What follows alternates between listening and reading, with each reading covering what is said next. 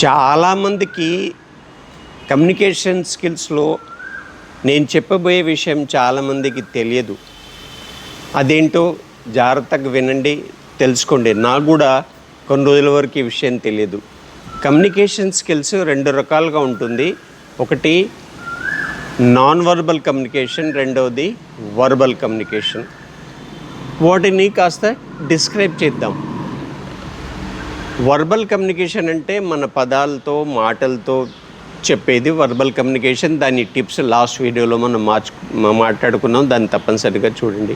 ఇవాళ దానికంటే ముఖ్యమైనది ఒక విషయాన్ని మాట్లాడుతున్నాం మనం, నాన్ వర్బల్ కమ్యూనికేషన్. ఒక రీసెర్చ్ ఏం చెబుతుందంటే,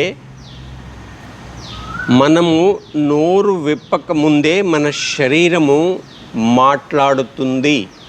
పెద్ద పెద్ద ఇంటర్వ్యూ తీసుకునే వాళ్ళు క్యాండిడేట్ని 30 నుంచి 40 సెకండ్స్లో గైడ్ చేసేస్తారు. ఇది నేను చెప్పటం కాదు, రీసెర్చ్ చెప్తుంది. అంటే ఇవాళ మనం నాన్ వర్బల్ కమ్యూనికేషన్ అంటే ఏంటి, ఎంత ఇంపార్టెంటో తెలుసుకుందాం. నాన్ వర్బల్ కమ్యూనికేషన్ అంటే మన శరీరము, మన భంగిమలు, మన ఐబ్రోసు, మన హ్యాండ్స్, మన లిప్స్, ప్రతి ఒక్కటి శబ్దం చేయకుండా మన భావాలని తెలుపుతాయి. జాగ్రత్తగా వినండి. నాన్ వర్బల్ కమ్యూనికేషన్ పెద్ద స్కిల్, దాన్ని అర్థం చేసుకోవాలి. దీని ఇంపార్టెన్స్ తెలుసుకోవడానికి చెప్తాను, వినండి. మనము ఒక గొప్ప కమ్యూనికేటర్ కావాలంటే ఒకరితో మాట్లాడేటప్పుడు మూడింటిని ఫోకస్ చేస్తారు. ఒకటి పదాలు, వర్డ్స్, రెండవది టోన్, మూడవది వచ్చేసి బాడీ లాంగ్వేజ్.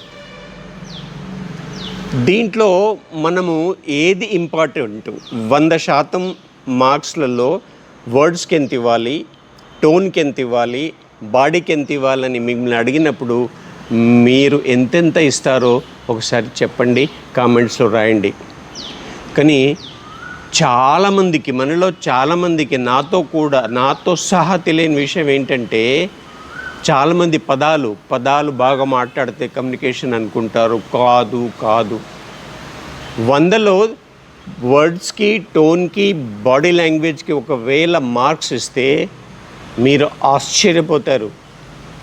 వర్డ్స్కి కేవలము 7 to 8% మార్క్స్ ఇస్తారు. అర్థమైందండి? మనం అనుకుంటాం, నేర్చుకోండి, తెలుసుకోండి. వర్డ్స్కి కేవలము 7 to 8%. టోన్, వాయిస్కి దానికి వచ్చేసి 30-32% మార్క్స్ ఇస్తారు. మిగతా 100%లో 40% అబోవ్ బాడీ లాంగ్వేజ్ పలుకుతుంది. ఇంత గొప్పది. మీరు మాట్లాడేటప్పుడు మీ స్వరము కంటే, టోన్ కంటే, మీ వర్డ్స్ కంటే మీ బాడీ లాంగ్వేజ్ని బాగా చూసుకోండి. చాలా ఎగ్జాంపుల్ వినండి.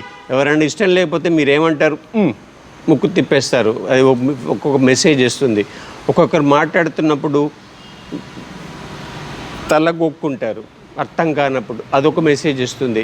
చాలామంది ఇలాగ విని ఇలా చేతులు పెట్టుకొని వింటారు, ఇదొక మెసేజ్ ఇస్తుంది. మీరు కదలిక, ఏ కదలికనైనా బాడీ లాంగ్వేజ్లో వస్తుంది. పాజిటివ్ బాడీ లాంగ్వేజ్ ఏంటంటే, మీరు మాట్లాడేది మీ శరీరం యొక్క మూమెంట్స్ మ్యాచ్ అవ్వాలి. ఇప్పుడు నేను మాట్లాడుతున్నాను, నేను మాట్లాడింది చేతి కదలికలు, ఐబ్రోస్ అన్నీ మ్యాచ్ అవ్వాలి. మిస్ మ్యాచ్ అవుతే ఆ కమ్యూనికేషన్ ఫెయిల్ అవుతుంది. కాబట్టి మీరు నడిచే నడక, మీరు చూసే చూపు, మీరు వేసే డ్రెస్సు, మీరు మాట్లాడే భాష అన్నీ బాడీ లాంగ్వేజ్లో వస్తాయి. కాబట్టి మీరు ఇలాంటి మంచి వీడియోస్ చూడాలంటే, ఒకవేళ నేను చెప్పింది మీకు కనెక్ట్ అవుతే, ఇలాగ మీ ఫ్రెండ్స్ ఈ విషయం కోసం బాధపడుతుంటే వాళ్ళకి షేర్ చేయండి, లైక్ చేయండి.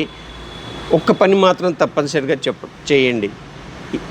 ఈ వర్డ్స్, టోన్, బాడీ లాంగ్వేజ్ మూడిట్లో మీరు ఏదో ఒక దాన్ని ఎంచుకొని దాని మీద పనిచేయటం రేపటి నుంచే ట్రై చేయండి. డెఫినెట్గా సక్సెస్ అవుతారు.